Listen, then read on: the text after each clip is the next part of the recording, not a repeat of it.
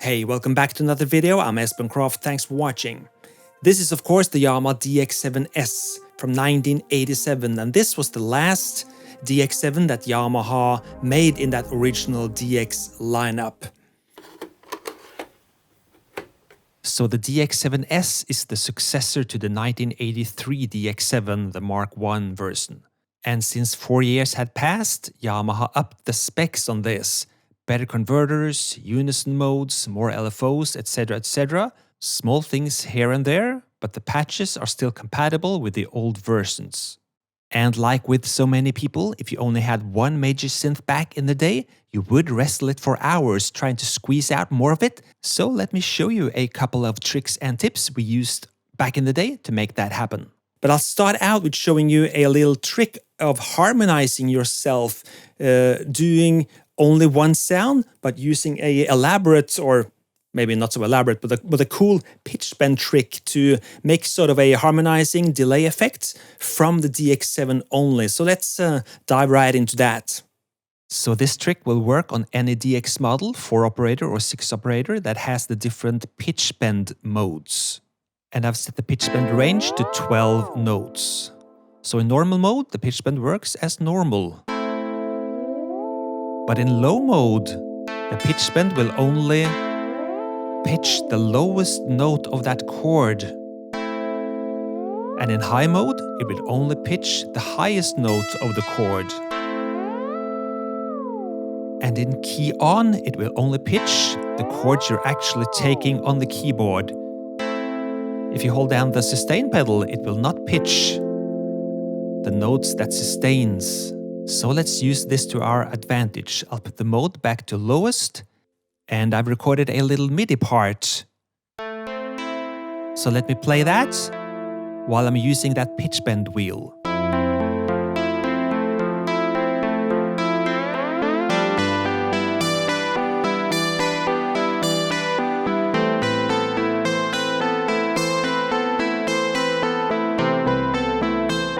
So since I'm playing this in a legato style,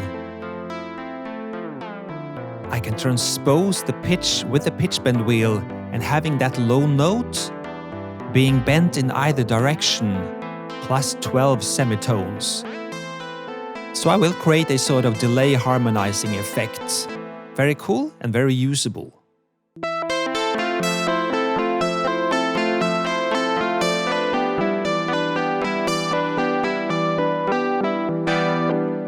Again, remember in 1987, this was for many people the only way you could get that kind of effect going. Before we continue, please have a look at my sponsor of this video, PCBWay. And PCBWay, they make custom-made circuit boards for all kinds of applications. And they have a very cool website you can browse through. And they offer a full range of printed circuit boards capabilities to fit basically all your PCB needs. Whether it's circuit boards for a synth upgrade or an old computer module you're building or whatever need you have, PCBWay might be able to help you out, so check them out. I'll leave a link for you in the description. Now let's see if we can make this sound lush, big and analog. It is quite possible to do fast and easy editing of FM synthesis on the DX7 itself, actually. It's just the myth that has made it impossible or difficult to program from the synth itself. That is actually not true. So I'm going to start out with a patch that sounds in the ballpark of a string or a pad. This has too much attack and very little release, but it's a good starting point. And so by pressing the button named Voice Edit, I'll get into edit mode of that patch. On the display, you can see we're in algorithm number 2 and all operators are on. By pressing buttons labeled 17 through to 22, I can turn operators on and off. And by pressing buttons labeled 1 through 6, I can choose which one of the operators I want to work on at any given time. Right now, I'm working on operator number 4. The button number 7 lets me choose, among other things, the algorithm I want to change, if I want to change an algorithm. So for a string sound or a pad sound, it's better to choose one of the algorithms numbered 1, 2, 14, 15, etc. the so-called side-by-side algorithms. I only have a touch of reverb on the sound so far. So let's make some changes on the envelope generators for the operators. And it's the first number here that will change the attack of the sound.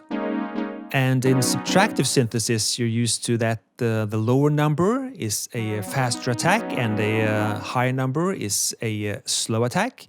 Here it's the opposite. A low number indicates a slower attack.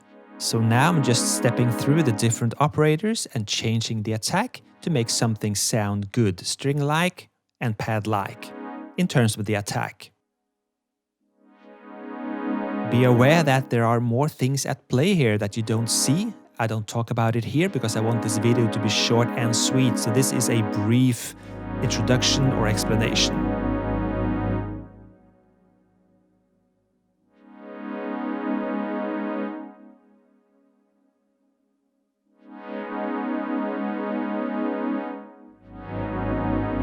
Okay, so that was the attack taken care of. Now I want to change the release times.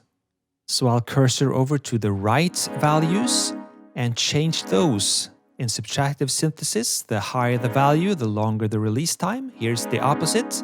The lower value is the longer release time.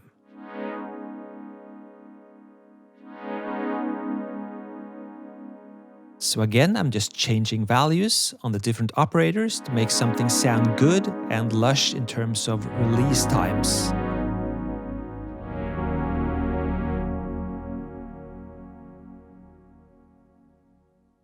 Adjusting a little bit on the attack again.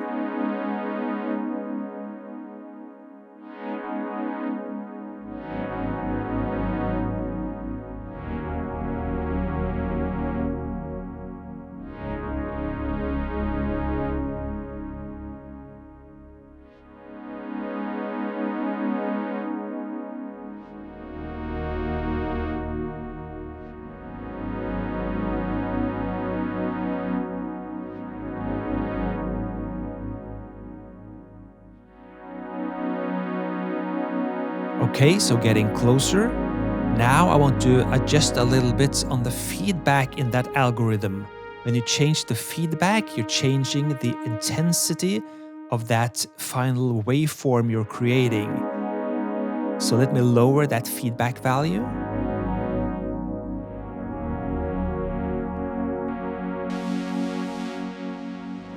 A higher value means more overtones. The intensity. And let me add a little bit of LFO as well. The depth. And let's change it from a sine wave to a triangle.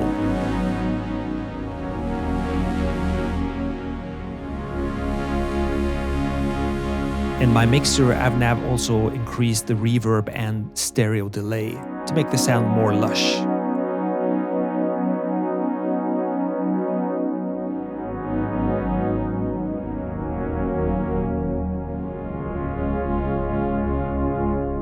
Now I add the chorus.